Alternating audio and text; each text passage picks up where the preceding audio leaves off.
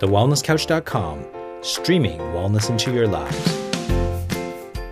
This is Up for a Chat with Cindy O'Meara, Carren Smith, and Kim Morrison.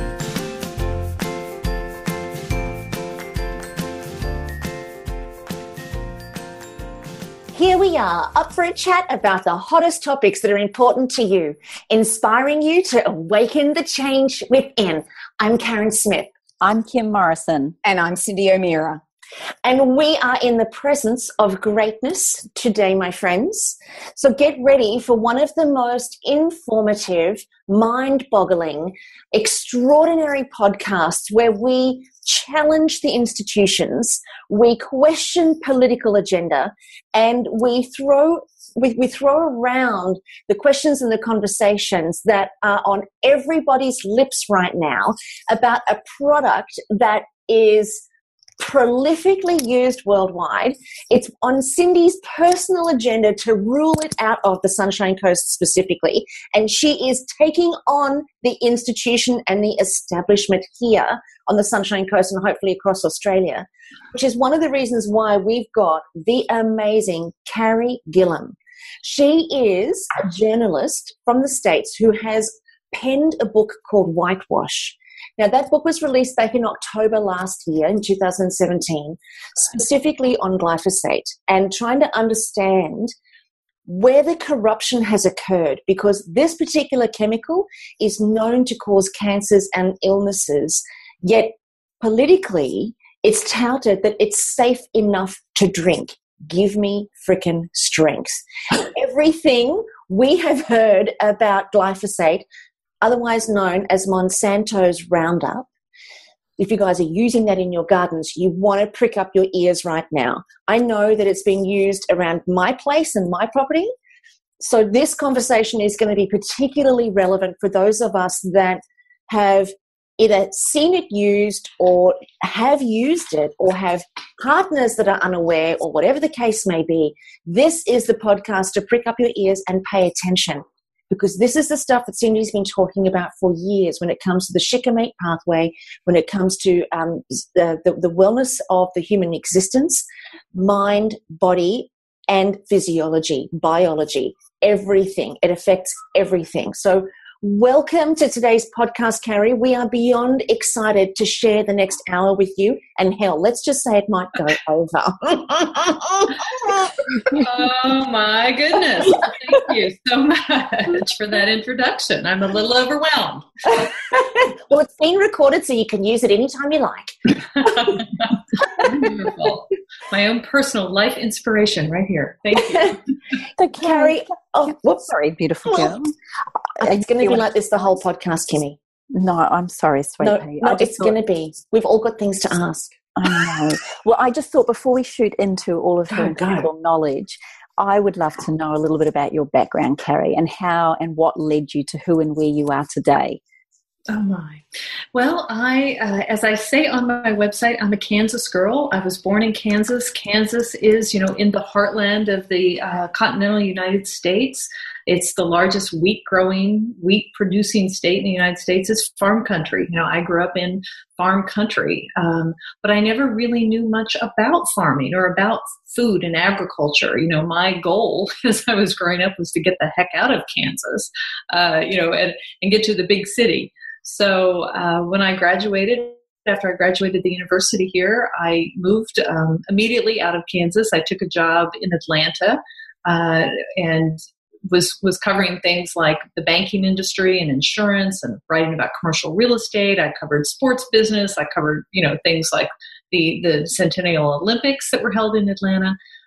Never had any interest really in food and agriculture, but Reuters, the international news agency that I worked for, moved me to Kansas City in 1998 and said, we want you to start covering food and agriculture. This company called Monsanto, based in St. Louis, Missouri, just a few hours away from Kansas City, had just introduced these genetically engineered crops, and they were revolutionizing not just, U.S. agriculture and food production, but really global agriculture. At least that was the intent. And these GMOs came accompanied by, these pesticides, specifically glyphosate-based herbicides, Roundup, and other products that Monsanto was selling. So, I mean, it was my job since 1998 to dig in and spend a lot of time with farmers in their fields, spend a lot of time at Monsanto, which I did, get to know them, see their test fields, their laboratories, learn about the science, learn about the data behind this, meet with regulators. I mean, that's what I've done for the last 20 years, really, is just immerse myself in this world. And, this publisher came to me and said, you're writing fascinating stuff. Would you write a book? And I said, well, gosh, nobody's going to want to read a book about this. And they convinced me I was wrong. And so 20 years of research into this book, Whitewash. And, it's been amazing that people are so interested and are paying attention. And I'm so glad, because this really does, affect our health and our future generations, our kids. So I always love to talk about it. What was your belief about the agricultural industry, being grown up in Kansas and then coming back to Kansas in the 90s? What was your belief about the agricultural industry and Roundup? Did you have any preconceived notions? I really did not. I mean, as I write in the intro to the book, I used Roundup. I thought it was the greatest thing ever. I am a little OCD. I like things to be neat and clean. I like my lawn to be neat and clean in my gardens, and I can't stand weeds. And, Roundup would knock them out pretty good. So I would always have a jug of Roundup in my garage. I don't anymore now that I know what I know. But I did, and I didn't worry about eating foods with pesticides in them or genetically modified anything. I just was not aware of the science or the data, that are behind these technologies and these products at that time. But of course, what I've learned and the data that I have, in stacks and stacks on my desk here, really has made me much more aware and much more concerned about what I eat, what I feed my children, and what policies I support. It's been really eye-opening for me. It's been an eye-opening journey for me, really, these last 20 years. It's really about education, I believe. So, because it's almost like, which pill are you going to take, the red or the blue one? But once you take the right pill and you wake up, you can't go back. It's really hard to go back. So how did it evolve in your mind as to what was going on? How did that come about? Well, as I try to explain, it really is just a part of doing my job. I mean, I was a journalist, and as a journalist, you followed the facts. You dig down and you find the truth. You don't just let yourself be led by the nose by corporate interest or those who are selling products and really want to push propaganda. You have to look at all the different sides and the impacts. And you hear a lot about the rewards of different things like glyphosate, Roundup, GMOs, but you have to also understand the risks. And as I became more educated and did more research and spent more time with Monsanto, frankly, I came to see that what I was hearing from their side about all of the rewards, some of it was true, not all of it was true. It didn't match up with what I was seeing on the ground with the farmers and with some of the scientists. And as glyphosate use expanded, which it did dramatically after the introduction of genetically engineered crops, that was the purpose for introducing genetically engineered crops, was to sell more Roundup. That's just a fact that a lot of people don't understand, but that was the purpose. Monsanto discusses this with investors in internal documents. But with that rise in Roundup or glyphosate use came more and more research, because people are studying it. It's affecting the environment. It's affecting biodiversity and animal population and pollinator populations. And people start studying how it's affecting human health. And so you just follow the research. I mean, that's what I did. I've read more research papers, I think, and talked to more scientists and dug through literally thousands and thousands and thousands of regulatory documents and, from our regulators here in the United States. And if you take the time to do that, I mean, it's not that hard to see where it leads you. I just think not a lot of people have the time or the interest necessarily to do that about a pesticide, right? And that's why they read your book, because you have beautifully encapsulated what you have learned over the last 20 years into a whitewash. Yeah, it's just brilliant. So let me know about Monsanto. Tell us about Monsanto. You spent time with them. What are they like? Oh my. Well, of course, Monsanto, it's a company, so it's made up of a lot of different people. And I have to say, I really liked most of the people there. That I dealt with. I dealt with the chairman, Human Call, for a while. I'm sorry, Human Call. Human Call was the chairman of Bank of America, who I dealt with. No, that was Hugh Grant as chairman of Monsanto. Really liked him. Brent Begeman, really liked him. Rob Fraley, in particular, one of their lead scientists. Rob Fraley, I had a lot of respect for him. They are very brilliant people, and they were, doing what they were supposed to do, which was make a lot of money for their investors. Their job, their goal, their purpose was to make money. So you can't really, in a capitalistic society like we run, it's hard to fault them for doing what they're supposed to be doing, which is make money.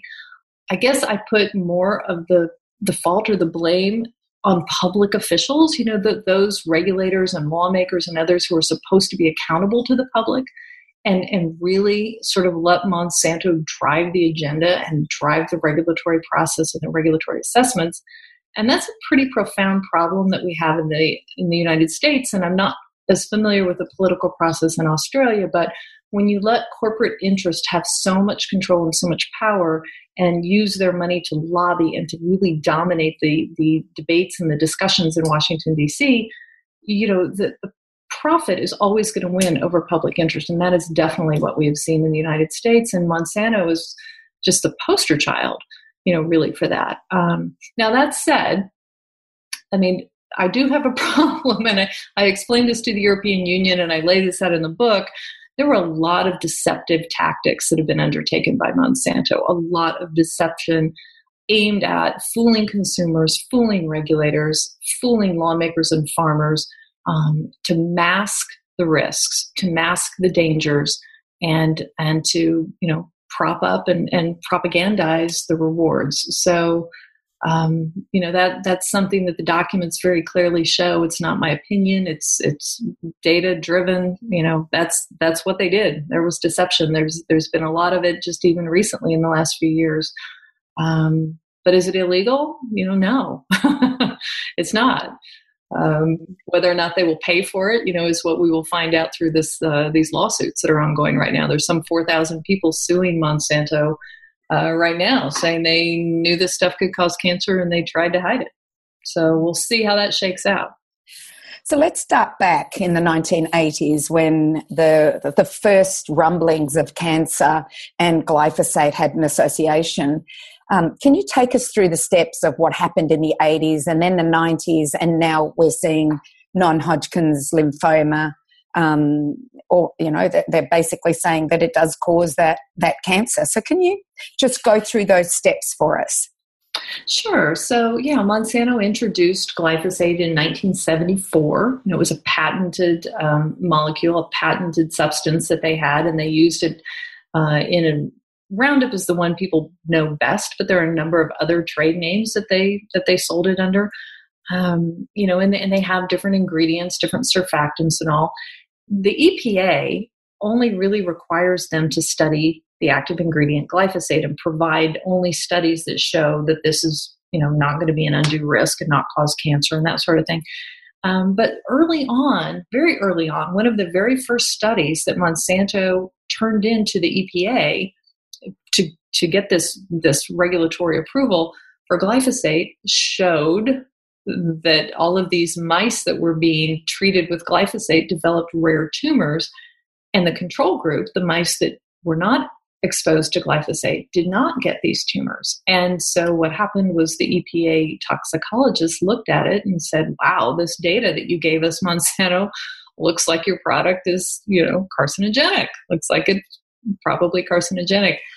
And that became a big multi-year battle then, because Monsanto would not take that. And they fought back and they pushed back and they twisted political arms. And Oh my goodness. I mean, it goes on and on. I talk about it quite a bit in the book, but the EPA scientists held their ground for a while and said, it's not our job to protect you. It's our job to protect the public. But ultimately, Monsanto prevailed, and those scientists at the EPA were overruled. And the EPA's official designation or classification was then changed to be that it was not likely to be carcinogenic. They had asked Monsanto at one point to redo the study because Monsanto was so insistent that they were wrong, and Monsanto refused to redo the study. So that was sort of an early indication, but there have been numerous toxicology studies. Those are animal testing studies, epidemiology studies from numerous countries around the world that have shown, an array of problems, kidney problems, liver, not only the different types of cancers, but maybe some birth defects. There are a number of Argentina farmers who have reported birth defects from after they were exposed or their spouses were exposed, and then they had children born with profound birth defects. So you see a lot of that. And the International Agency for Research on Cancer, when they looked at all of this body of published peer-reviewed research, what they came up with when they put it all together, they said what this all adds up to is a classification of a probable human carcinogen. With the most positive linkage that they could find to non-Hodgkin lymphoma, which is a type of blood cancer. So that's where we are with the science. And Monsanto disputes it and says all of that science is not credible and is flawed and should be discredited and discounted. So on what grounds do they say that when there's evidence to the contrary? Surely they need to provide proof. Well, unless the public are just so blindsided by this, I can't wrap my head around our ignorance. Well, there's sort of two ways to answer that, I guess. I mean, you have the regulatory support for Monsanto's position. The EPA, again, just recently came out with its new risk assessment and said, it doesn't we don't think it causes cancer. It's not likely to cause cancer. They said, we've looked at all the studies. Now, the EPA, our regulators in the US, and probably yours in Australia, and definitely the ones in Europe, look primarily at unpublished studies, sort of trade secret studies that come from the industry, that come from Monsanto or other chemical companies who are using glyphosate. And so they look a lot to the industry for guidance, and they let the industry guide them on how to assess a lot of this data. Whereas this International Agency for Research on Cancer, they don't give as much weight to the industry studies. They give a lot more weight to independent studies that come from authors who are not selling glyphosate, or company, So, like in court, Monsanto will say, we have 800 studies behind us that show it doesn't cause cancer. And we have the EPA and we have European regulators, and they all say it doesn't cause cancer. So this little group of scientists at the International Agency for Research on Cancer, part of the World Health Organization, they're just crazy and they're wrong and they're biased and they don't know what they're talking about, and you should just ignore anything that they tell you. So, that's Monsanto's position. And yeah. Carey, can you tell me, when Cindy did her documentary, What's with Wheat, one of the things that came out of that was listening to an incredible researcher and scientist called Stephanie Senek. And one of the big things that was interesting to me as a mum was that someone who had no bias and no, monetary investment in anything like this was so open with what she had discovered around glyphosates. And I'm just curious for you as a mum, what does it mean to you? And is it because you're a mum that you're so passionately driven to have people see the truth, or is there other reasons in behind why you want this out? Well, that's such a good question. Thank you. I think it's twofold. I think, yes, being a mother is a driving factor because I have found that I am so aware now and concerned about what I feed my children, actually more so than I am about what I consume myself. I guess, I feel like I'm old, I've already probably, consumed a lot of bad things, but, you really, the children, the future of our children, and you really want to protect them, and you want to protect their health, and you want to give them the very best foundation, for as they go out in the world and they grow up. And a big part of that, of course, is the food you feed them. I mean, the food this is our core of our life and our health and our well-being. And it's our way to hopefully, hold off disease and prevent illness if we can. And pesticides in our foods, glyphosate is only one of them. I mean, we have hundreds of different pesticides, fungicides, insecticides, and herbicides that are commonly found in our food. Glyphosate is one of the most widely used. Maybe it's one of the best known, but it's certainly not the only one. And I don't want that message to get lost. I call it the poster child for a bigger problem, a pesticide-dependent food system. We have had this pounded into us now for decades that we have to use these pesticides. Our farmers have to use them to feed the world, and otherwise, all these poor nations are going to starve. And none of that is true. It is propaganda. It is not true. And we've lost our sense of balance. We've lost our ability to recognize risk versus reward and try to analyze and decide policies that protect public health. And we're just letting these corporations, a handful of corporations, generate billions of dollars in profit at the expense of the health of our future generations. So, yeah, I mean, a big part of it is being a mom. And the other part of it is I'm a journalist. And when you're a journalist, your job is to get the information out there that people really kind of sometimes don't want to get out there. So that's what drives me, I guess. It just seems wrong. It seems unfair to hide this information from people. Can I put it another way to you, though? And we're very quick to blame the big corporations. We're very quick to blame doctors for not understanding nutrition. Do you think we also need to take some responsibility, though? Like, in a way, we're becoming more lazy. You even said it at the beginning. You like things neat and tidy, and it's easy to quickly put a spray on and have those things killed. It's easy to take a tablet. It's easy to use a processed food. Our lives seem to be driven around being so busy that we want everything easy. Even our health, we want to fix it easy. Do you think these big corporations are all to blame, or do you think we personally need to take some responsibility? Because as a consumer, we're driving behaviors which drive these big companies to see a money angle. Do you think that's something to do with it? Oh, of course. Yeah. I mean, personal responsibility is the answer to everything, right? But you do see it both ways. There, certainly, I think if you're not informed about the risks, or perhaps you've just decided you don't care, you are informed but you don't care, and you want to choose the lazy route, that's one thing. But you do see so many people, as you said, who are aware and who are driving food companies to make changes. You see people rising up and saying, we don't want pesticides in our foods. We don't want them sprayed in our parks. We don't want additives in our food, So I think the more that consumers become aware and become informed and become engaged, that is so important to driving change.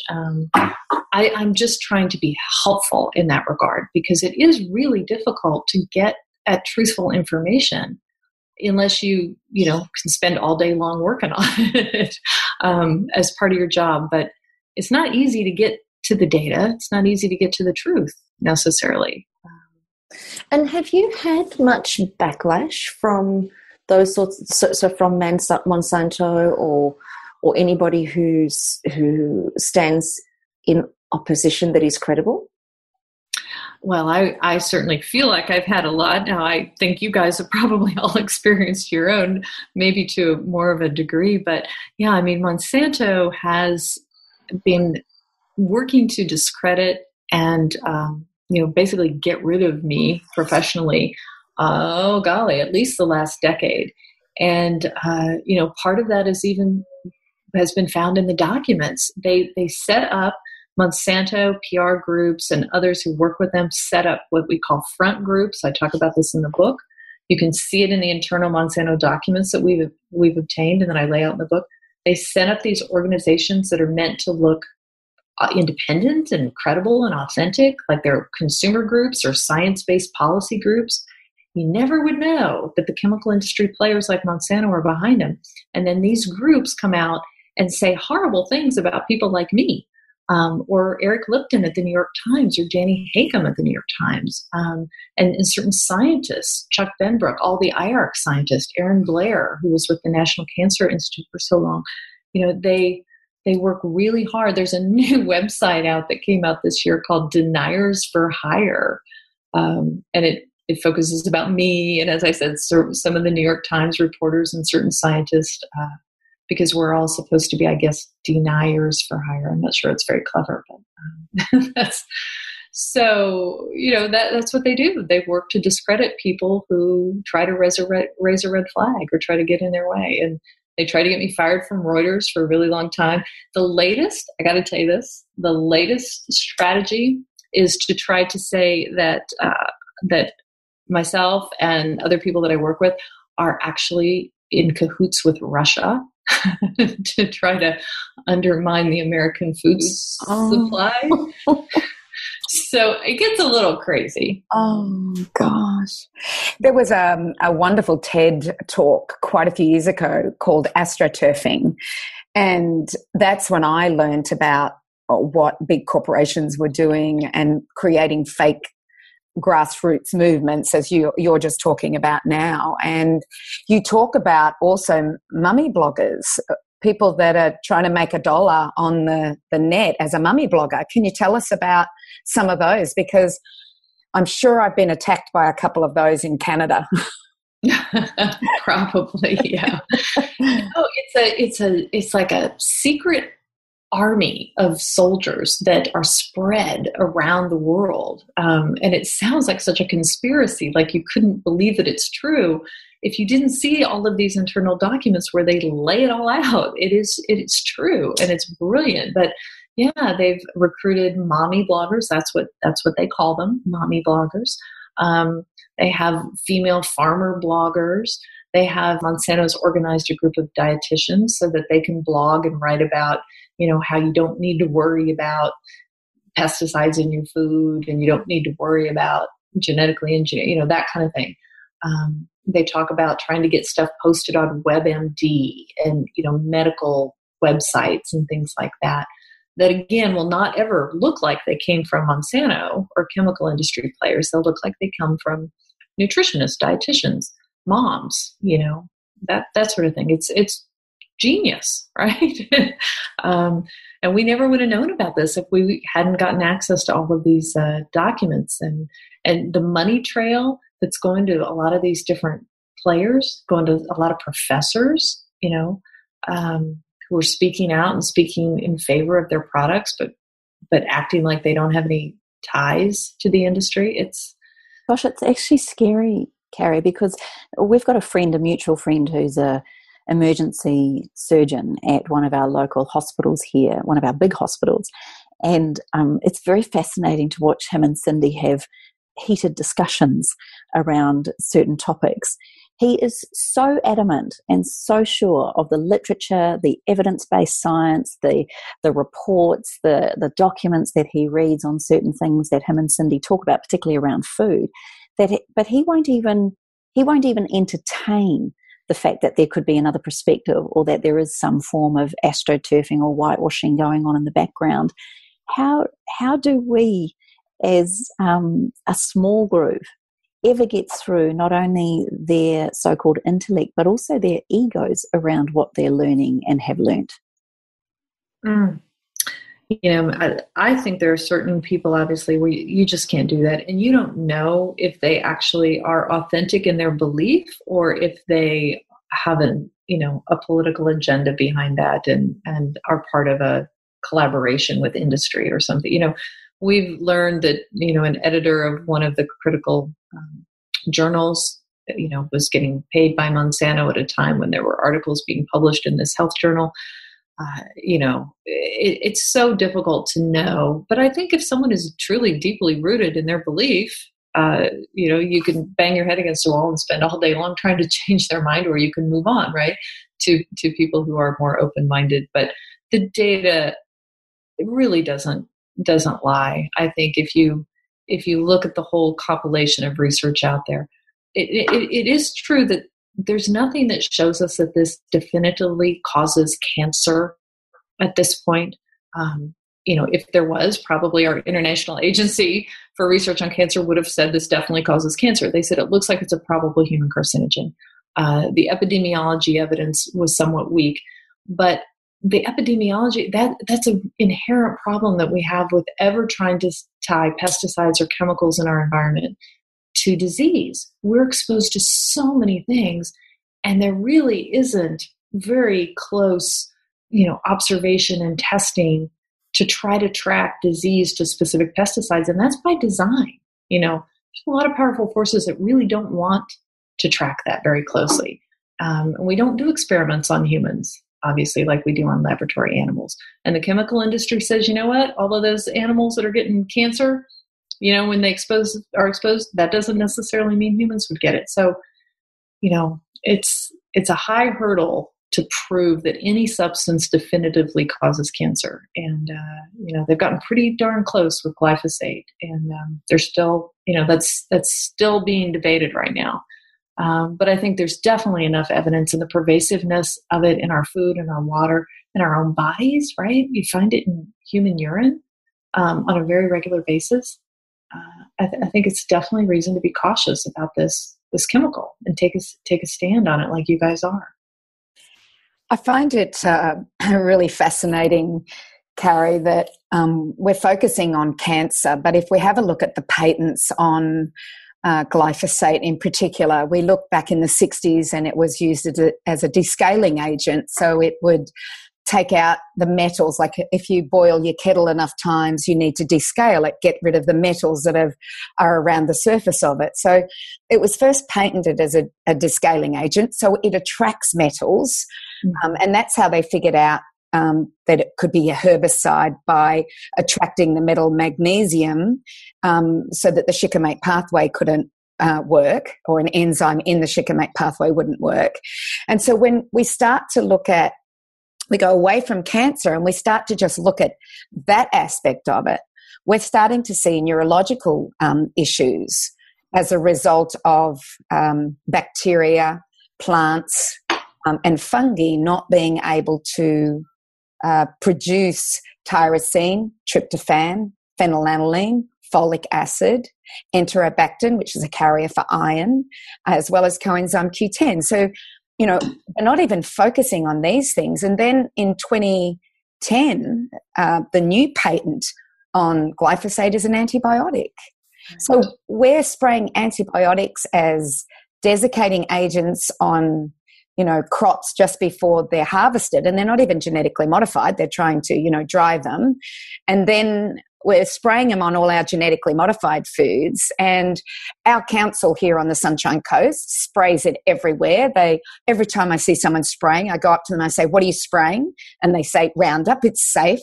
And I had one guy actually say to me, "Oh, they use it on organic farms." I just looked at him and I went, "Oh my gosh, you've swallowed the wrong pill." So, we're just concentrating on cancer in that aspect, but when you see that it is actually patented as an antibiotic, and whether they want to use it as an antibiotic in the pharmaceutical realm, I don't know. I don't know why it was patented as that. But when we start to see that, we're killing the very ability of our body to produce an immune system for us, to produce aromatic amino acids for our neurotransmitters. And so we start to look at these things and it becomes almost all-encompassing. And I just don't know how do we educate people? I know we've asked this question a million times, but how do you educate your council to stop spraying it on the sports grounds?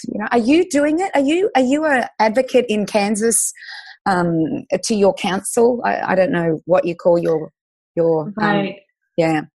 I've been really careful, and I've gotten criticized, by activists actually for this. I've tried to be really careful to not be an activist, to not lose my journalistic position and become an activist where I'm pounding a table and saying, you need to ban this or you need to ban that. When I went to Europe and testified to the parliament, I told them ahead of time, I'm not going to come over here and say you should ban glyphosate. I personally feel that's above my pay grade. I think there's a lot of considerations, that have to be weighed and taken into account when you regulate chemicals. And that's not my specialty. That's not my job.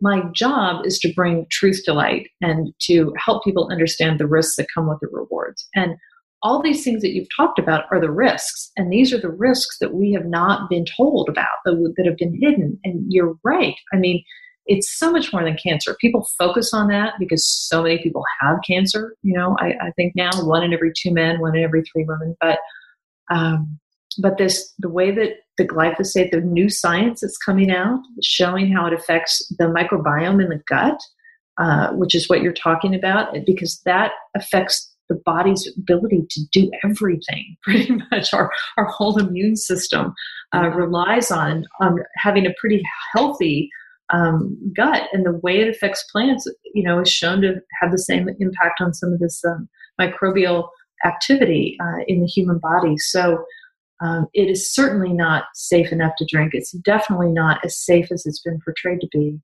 And that's a big part of the problem, because if we had been told long ago, this is really effective, but we have to be really cautious about the way we use it and be very restrictive and be very protective of public health, it might be a completely different story today, but we weren't.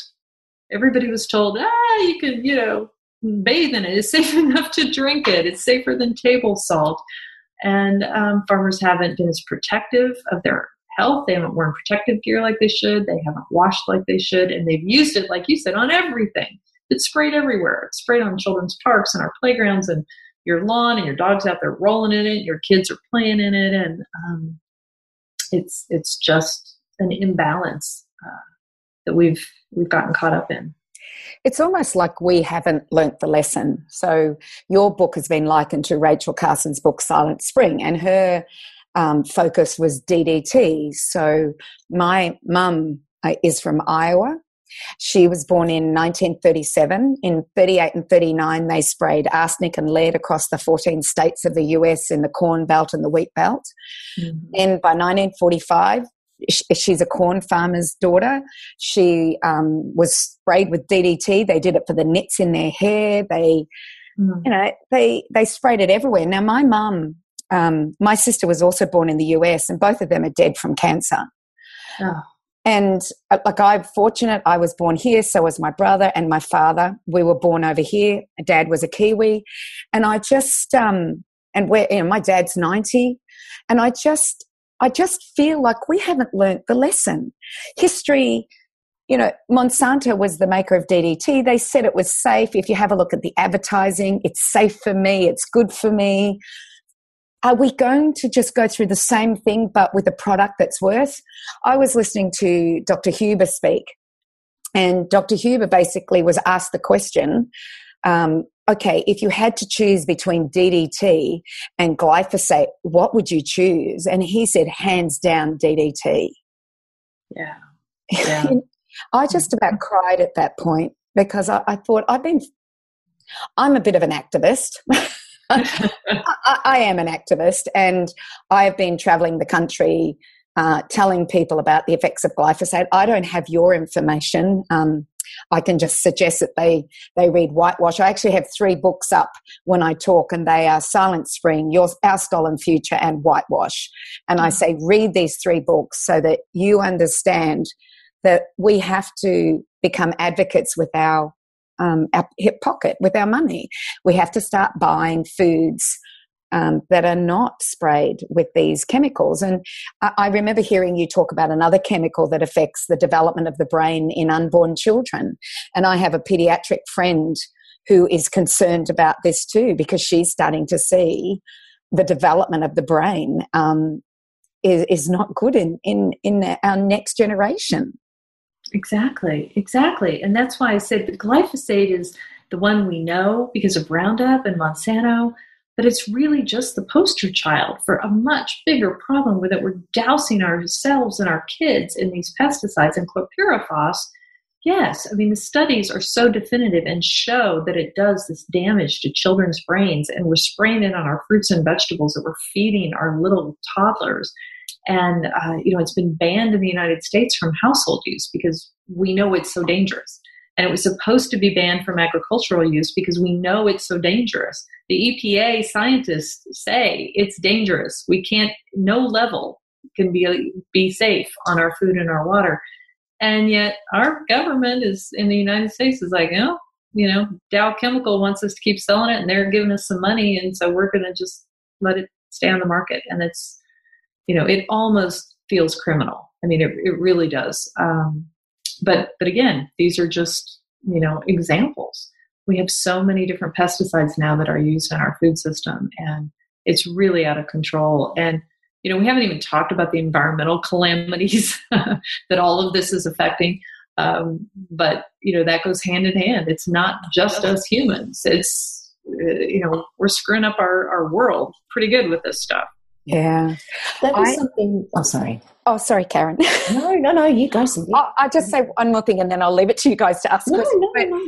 I was traveling around Australia doing a tour, and I happened to have a dinner with a lady who worked for Landcare, and they were trying to save this budgerigard, or budgie as we call them here, that was becoming extinct. And apparently where they land here in Victoria from Tasmania, they actually have an environment that it has been taken over by a weed. And so I said, so you're manually taking out the weeds so that, other things can grow. And she said, oh, no, we use glyphosate.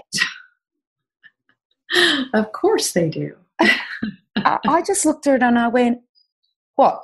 You're killing the whole ecology of the soil. You're putting it into our waterways. You're destroying, our oceans. I'm surprised she's still alive. I'm just saying. From me, yes. To save a budgie. I'm sorry. I'm just blown away by, this is Landcare. This is part of our environmental helping groups that are there to save species. And they're spraying glyphosate. But again, they've been told, right, that it's so safe, that it's fine for aquatic organisms, that it's fine, that it, dissipates in the soil rapidly. This is what they've been told, right? I mean, glyphosate was introduced as the savior, really, because it was so much safer than things that farmers had been using on our food. And in many respects, that is true, that in an acute toxicity basis, it is or was safer than things like paraquat, for instance, an herbicide that will kill you if you accidentally get a few drops on your tongue. You're going to drop dead in a couple of weeks. So farmers are like, of course, they'll give us glyphosate and we won't need to use paraquat so much. So on that basis, it was safer. But over the long term and the chronic effects and this ubiquitous, this pervasive use is ridiculous, and we've lost our way. That's the message of the book. We've lost our way. We've lost our sense of balance. We're putting our future generations at risk.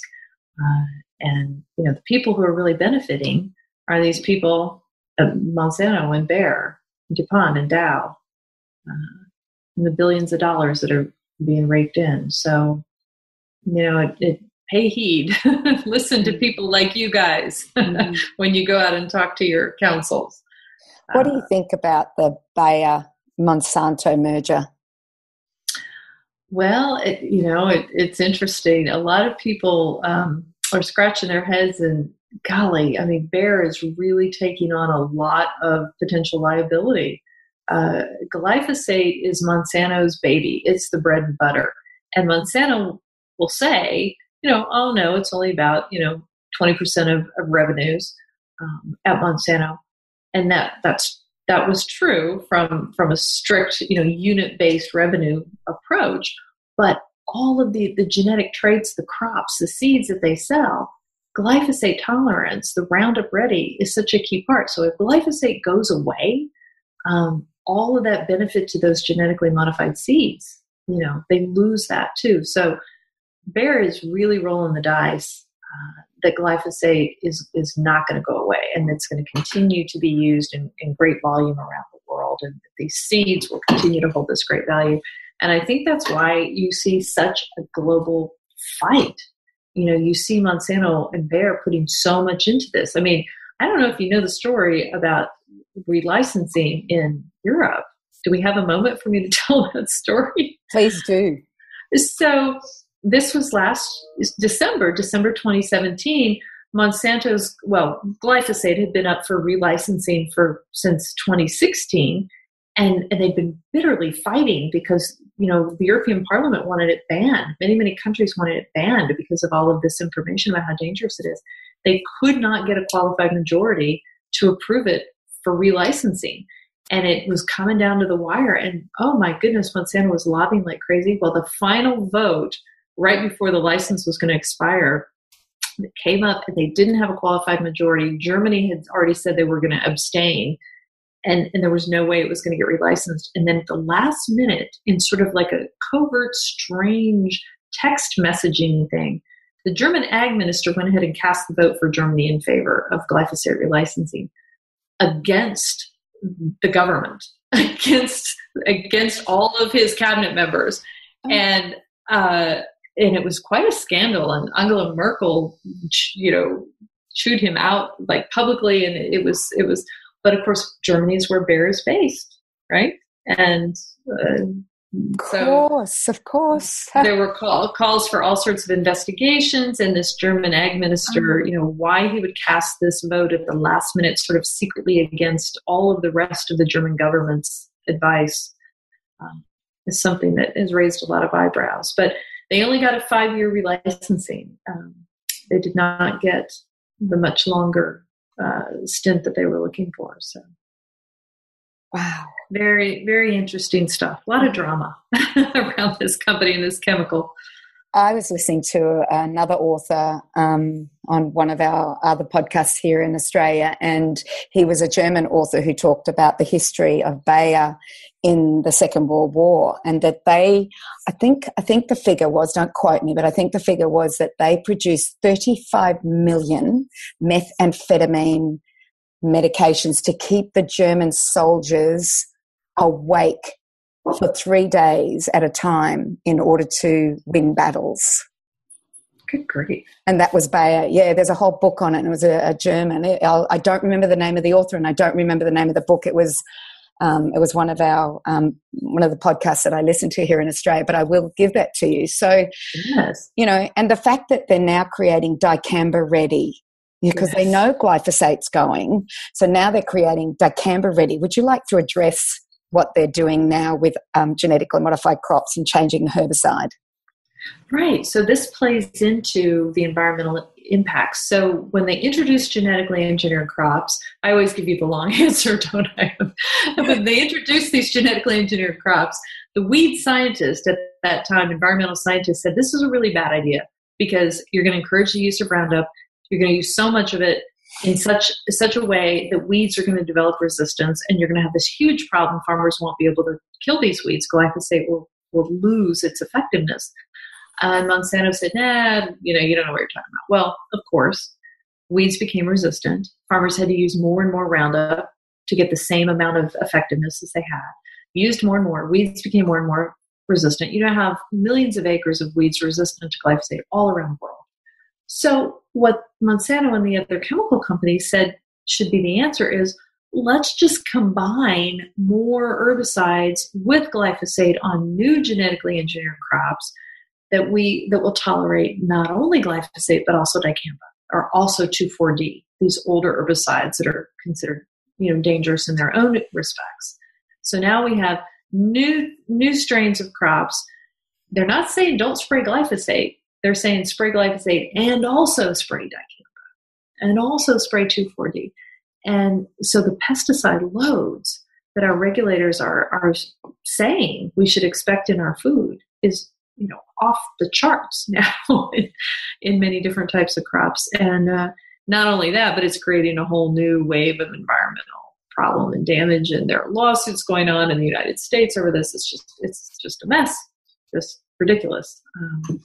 It's this treadmill. this pesticide-dependent treadmill that the companies do not want to let us get off of. Yeah, okay, I can see that. Now, what else? There's so much that I want to ask you, like the ghostwriting. Can you talk about what Monsanto's been doing with scientists with ghostwriting? Yeah, so this term ghostwriting really originated from Monsanto, because we see it in their own internal emails is how they refer to this, what they've been doing. So we didn't invent this term. Monsanto invented this term. And how we know what they were doing is you see them discussing, and this all really comes about after the International Agency for Research on Cancer in 2015 said, this is a probably human carcinogen. So Monsanto, you see in these documents, Monsanto's talking internally about, all right, we need to discredit IARC. How are we going to do it? And one of the things they say is, well, we need to get these papers, and there'll be independent reviews of glyphosate, and we'll funnel this money, and it'll get paid to these scientists, and they'll write these reviews, but they won't really write them. We'll write them, but we'll pay them, and they'll sign their name. So it'll look like it comes from these independent scientists. And remember, the Monsanto scientist says in these emails, remember, that's how we did the William Croson Monroe study in the year 2000. And that really set off a lot of chaos when these documents came to light, because the Williams study in 2000, that's something that regulators around the world have relied on and pointed to say, look, this shows us how safe glyphosate really is. Well, now we see Monsanto in these internal documents saying, oh yeah, remember, we wrote that, we ghost wrote that, and we just paid these guys to put their names on it. And we're just going to pay these guys now to do it again. And you see other emails talking about a completely different set of research where a Monsanto scientist is writing about, why he should get a great annual review. And he's writing about, remember, I ghost wrote that research paper. So what it means is, literature that's out there in scientific circles, you might think that it's authentic and independent and it's not tied to Monsanto, but you don't know, because clearly Monsanto is talking internally about how to color and manipulate, that sector. So that, there was another one about reproductive effects of Roundup. Donna Farmer, a Monsanto toxicologist, you see internally how she's doing all these things to this paper and drafting and cutting and pasting and changing and talking about how Monsanto's Roundup doesn't have any negative reproductive effects. But when the paper comes out, her name's not on it. You have all these other scientists. No one with Monsanto's name is on it. Yet we know she did so much work in it. So how do you know that, yet nobody else knows that? Because I'm a nerd and I spend all my time reading these documents. Really. I'm honestly, I'm sitting here just gobsmacked at this whole conversation. Same. And I really feel so sad for us that we are so freaking stupid and so gullible and so willing to be manipulated like this when, and I was probably feeling a bit aggressive there for a moment. I don't think it's stupid. I feel embarrassed for us almost. Like, how can we be so gullible? And how can we? But how can we hand over? How can we hand over the health of ourselves and the health and well-being and the future of our children and the future of our planet? How can we hand it over to those who care only for the profit? How can we be so blind? But not just one of us, all of us. And nobody is looking other than the few, being Cindy and you and so on. And, you guys have got a voice and you guys are out there, sharing your story, but there's so much against your message that but it's false.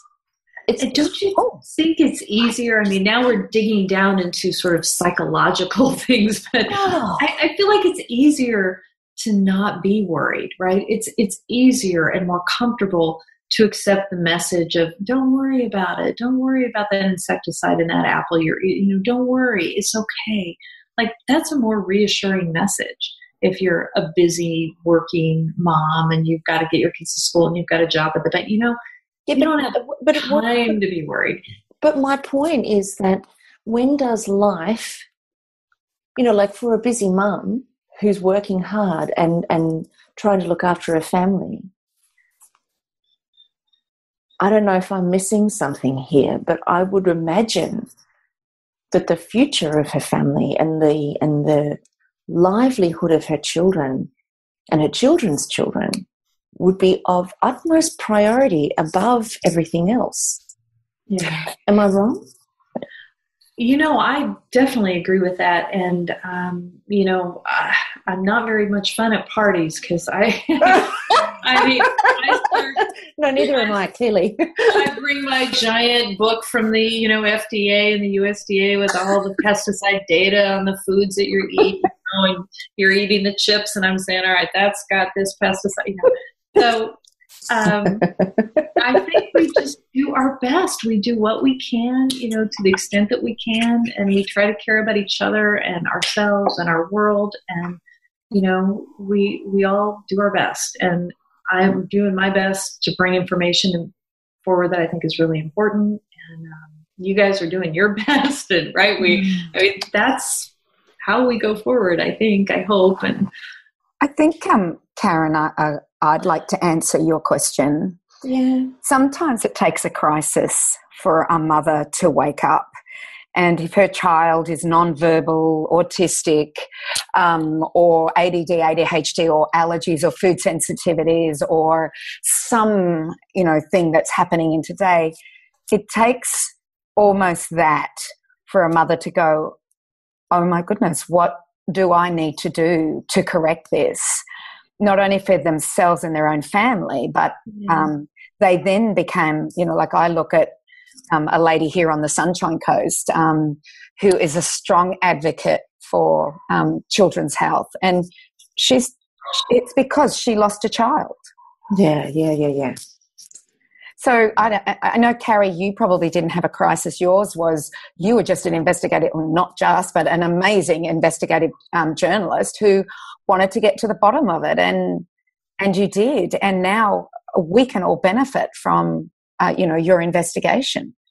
Well, and that's true. I've been blessed. I had a very close friend die from cancer, but my family hasn't been touched by disease or cancer. We're all pretty healthy. But yeah, I have to say, I've said this before, even when I read my own book, but when I finish the book, it's jaw-dropping. It's jaw-dropping to me to read the levels of deception, to read these documents and to know how strategically and diligently the industry has sought to deceive us all. And that's what really gets me upset, because we can argue all day long and, well, does it cause cancer? Well, does it cause kidney disease? Well, does it cause...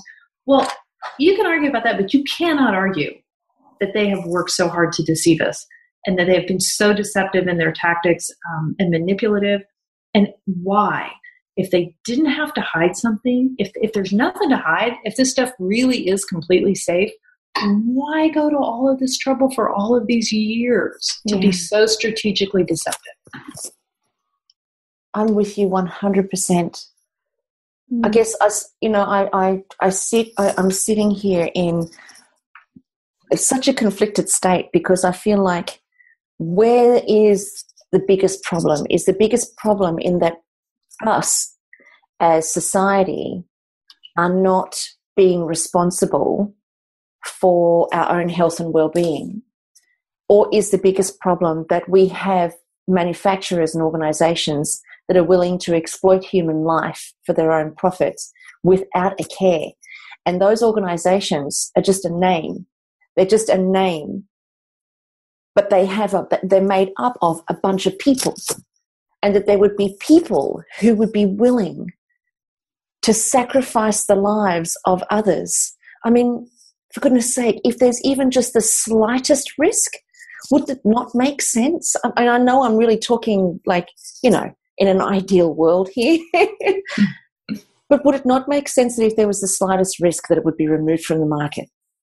and something else would be produced in its place. Like, these are people that are working in these organizations. It's not an organization that's devoid of people. Exactly. They're humans like us. But you've seen this. We've seen this forever. You saw it with the tobacco industry. You saw it with Agent Orange. I mean, we saw it with Hitler. And asbestos, we saw it with Hitler. Like, people, you're right. I mean, and what is that about human nature? That's a whole nother podcast you could do. That's what I want. That's what I'm sitting here gobsmacked by. Yeah. That's what I'm sitting here gobsmacked by. That people will do that to people. Yeah. For what? I mean, the people that are working on those organizations, other than the fat cat sitting at the top, the people who are working in those organizations and writing those documents and doing the ghostwriting and so on, they're not even getting the money that comes from the mass production and the mass sales. They're just getting a wage. Mm-hmm. They are. That's true. But you see, right? You see this. You saw it with DuPont and all of it. Their PFOA and their other chemicals. Their own workers were terrible diseases and were dying. Terrible, terrible deaths. And they kept working. Right? I mean, they kept going to work. We see stories about that. It's people need to work. They need money. But there's a whole lot of they tell themselves. See it in the movies. It's great movie stuff too. There's always obviously backhand payments. There'd be all sorts of incentives there that none of us would even be aware of. Look, I would love to change tack here a little bit, because I can feel my co-hosts getting angrier and angrier by the minute, and I'm just going to bring it a little bit back into something. I just love to ask. We need that. I'd love to ask you. I'm just going to ask you something very. You said it. These were your words. I'm a nerd. What does that look like in the bedroom? Come talking to your husband, say good night. How does that look with your children being a mum? Like, are you a nerd lover? Are you a nerd partner? Are you a nerd mama as well? I'm just curious. Well, you name me one other 10-year-old that you know who knows the word glyphosate, who knows what it is, what it means, the history behind it. I mean, my children and my poor husband, have taken this journey with me, and they're a bit nerdy too now. My husband has become enraged by it, but I mean, I don't know. I love data. I love to read documents. I love science. I guess that makes me a nerd, but I also like to have a glass of wine and go dancing and try not to think about the pesticides that are probably in the wine that I'm consuming. I know. Do you have that condition? Orthorexia nervosa. Yeah, that's it. Where we have an unhealthy obsession with being healthy. I do work out like a crazy person, and I've become so afraid, not afraid is the wrong word. If you pay attention to what you eat, I think your body tells you, if you're eating a lot of processed foods and you're eating a lot of junk and stuff that, is laden with chemicals and you don't feel good. I don't feel very good if I do that. Yes, but people that are doing it day in, day out, sadly don't know the difference of that. Therefore, their bodies perhaps aren't giving them the same signals, even though they could have headaches or back pain or joint pain. We all know that people then would pop an over-the-counter pain medication for that, thinking it's a normal process of getting older or whatever. Right. How do you... I mean, as a mum, when your kids go to a birthday party, and I'm sure not all of your mummy friends are as aware as you are, and there's what are those things in America? Twixes, or I don't know. Twix. Those things, I don't know, whatever those funny things are that look like a sponge, but they're actually pink. Twinkie. That's it. And maybe there's things on the table. Do you, converse with your children around, look, like, how do you do that? Do you make it a big band and you roll your eyes and you all look at that person as if they're going to die? Or do you actually kind of... Well, I'll tell you, all the mums in my mum group now, they already know, where I'm coming from and about the book and the message and all that kind of thing. And they've become interested. But no, my kids are pretty good. I mean, my teenage son, they don't drink sodas, they want to be healthy. We go through gallons of organic milk from this dairy not too far from our house that actually will deliver glass bottled milk to the door, like they used to. And we talk about the food. We talk about organic eggs and what that means and why we pay extra for organic eggs and how healthy just water is for your body. Just drink water and hope it doesn't have pesticides in it. But it's hard though, isn't it, when our children, like particularly for me who have teenagers and they're in environments where their friends honestly have no idea, and I say that with respect, but they've got no concept around that something that they could be eating could be making them sick.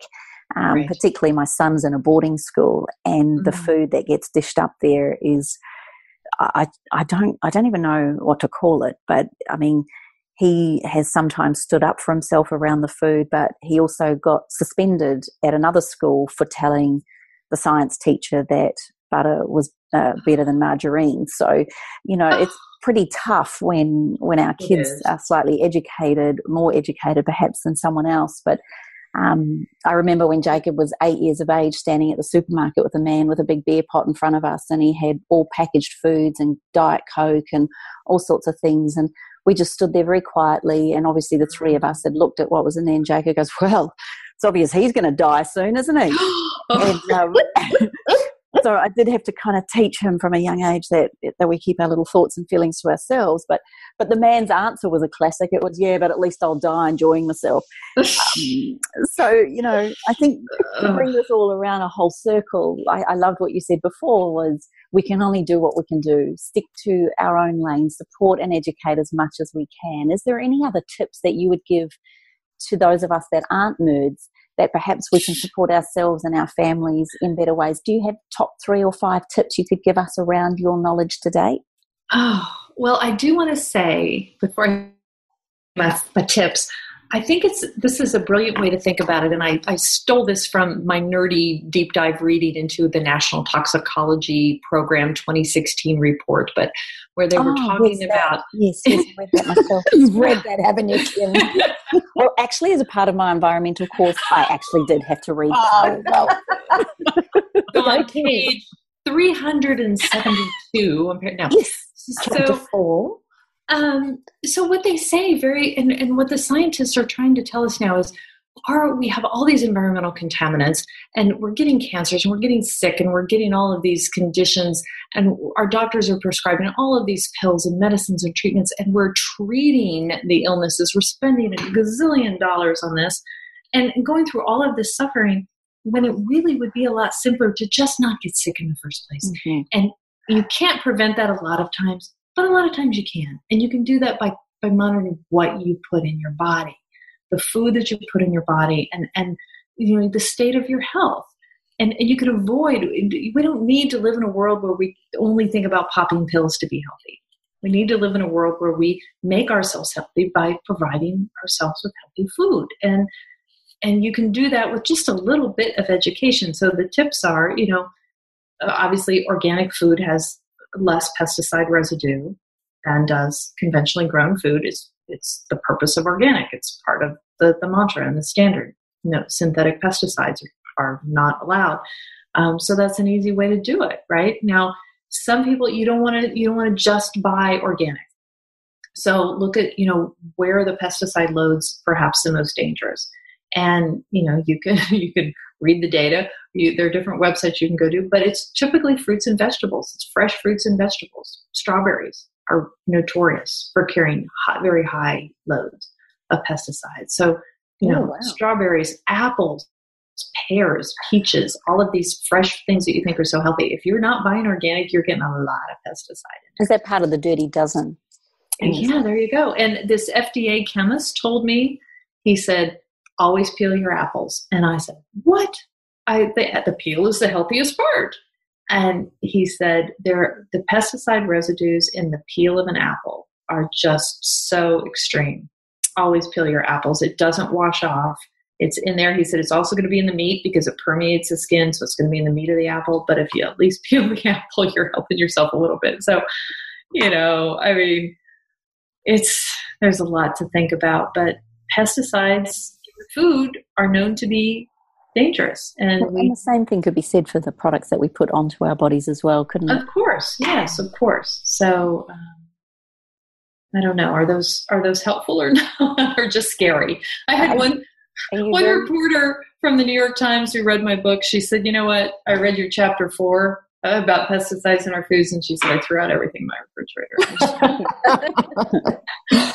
I think that's a good thing, Carey. I think that if you've educated somebody enough for them to go, I'm not doing this anymore, that's a great thing, because the more people that do that, the more that the agricultural industry will realise what's happening. So here on the Sunshine Coast at the moment, there is a huge hub for organic, small farmer, local, seasonal foods. There's a huge push here. And in actual fact, our council, being the glyphosate sprayers that they are trying to create a hub where we can export, organic foods around the world, because we will be seen as a clean area. So I applaud you for doing that to that New York Times writer, because if you've done it to her, you've done it to more people. And that's what we've got to do. We've got to get people to stop buying foods with genetically modified foods in it, I think, number one. Stop buying packaged foods because you don't know what's in it. Just go to your local markets, eat local foods as best as possible, in season. Make it in your kitchen. And as our beautiful Dr. Natasha Campbell McBride says, get back into the kitchen to feed our family, to heal this nation. Wonderful. Well, there you just said it. Much better than I said it. Well, thank you, Carey. I think a huge congratulations needs to go out to you, Carey, for being a voice that can make a massive difference to those that have got the ears to listen. And I also want to put you in that basket, Cindy, because you are such a prolific campaigner for the health and well-being of humanity. And I think that you both deserve to be completely congratulated for the path that you've been inspired to follow. Mm-hmm. We are very blessed. We are very lucky. And we are very fortunate to have such intelligent crusaders marching on behalf of all of us. So thank you. Nerds, I'd say. Nerds. Well, I can't wait to get to Australia. Yay! Tell us when you're coming. 2 weeks, the first 2 weeks of August, I get to tour a bit around Australia, talking to people about the book. And some wheat farmers have asked to meet with me, and others I'm going to do some radio and some other things. So I have heard just such wonderful things about Australia. I think it must be such a wonderful country. So I can't wait to get there. We can hardly wait to have you here, Carey. There's a group of women that are all talking about you coming, and they all want me to get you on conversations. But we saw the answer, but I still think I'm going to keep trying. So let's keep our fingers crossed. Yeah, great. Definitely. And if you fancy a glass of organic wine or a beautiful organic meal, then there's 3 chicks here that would be very much interested, just saying. Oh, I would love that. I would love that. I think it needs to be done. Yes, I was going to ask you how we can get hold of you. What's your mobile number? No, I'm only kidding. We've all fallen in love, Carey. Hashtag new girl crush. Yeah, new girl crush. Mutual. That's funny. Yes, can we plug my website, Carey at CareyGillam.com. Carey at CareyGillam.com. And spell that for us, darling. Oh, no one would ever just spell it right. Carey, Carey Gillam, Gillam. So it's. And do you have a Facebook page as well that we can go to? I do. Carey Gillam author. It's Carey Gillam author page. I also have a personal page which trolls have managed to penetrate and abuse. So I've tried to lock down the personal page a little bit. And of course I'm on Twitter, and I really do. If you're interested, I tweet out, on a daily basis, research studies, anything and everything that comes out about, our pesticides and our foods and agriculture and what you need to know, and point you to different things happening in the lawsuits. And so it's a good way to keep up too. Perfect. Fabulous. Perfect. And you also, are in a group called US Right to Know. Do you want to just quickly talk about what that's about? Yeah, so US Right to Know, we are a very small little nonprofit. I left Reuters 2 years ago and went to work at US Right to Know, really just as a research director. I'm doing the same thing I did at Reuters. I'm filing Freedom of Information Act requests and going to the EPA meetings and reading through data and documents and writing and reporting on them. I've written in The Guardian and Huffington Post and a number of other outlets. And so, it's a great US Right to Know. We maintain a big database of documents and information for media and members of the public and consumers. And the chemical industry hates us with a passion. So we must be doing something good. Well done. Thank you for everything that you do. It's a privilege to have you on the show. And we, I think I can safely say on behalf of the three of us that we have felt it an absolute honour and privilege to have you say yes to us and also to share your knowledge and wisdom. So thank you for making the time. You are so kind. Thank you for having me. Now, for all of our listeners, no doubt you guys are going to have so many comments, so many questions, and your own thoughts and opinions about all of this. So, feel free to be as passionate as you need to be, and some of us are just a little like that. Here's 3 we prepared earlier. And go ahead and post your comments and your questions and your thoughts and experiences right here on our Facebook page at allthews.facebook.com/up-for-a-chat. And you can also post your comments at allthews.thewellnesscouch.com/up-for-a-chat. Carey, thank you so much for your time. Thank you so much for your commitment to the cause. Like I said, thank you for being a crusader on behalf of humanity. We love you. You're amazing. Your book is Whitewash. It is available for all to purchase, both we can get hard copies and also online. Is that right? Can we get an ebook, a Kindle? Ebooks and audiobooks for people who don't like to read. Nice. Yay. Nice. So we've got all bases covered. Yes.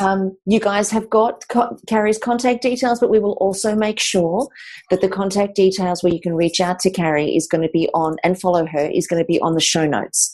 So for all of you gorgeous kids out there who are jogging right now or doing the shopping, when you get home, make sure that you check out the show notes and make sure that you start to follow Carey and become more self-aware and more responsible and more educated in all of the areas that unfortunately our manufacturing companies are not supporting us.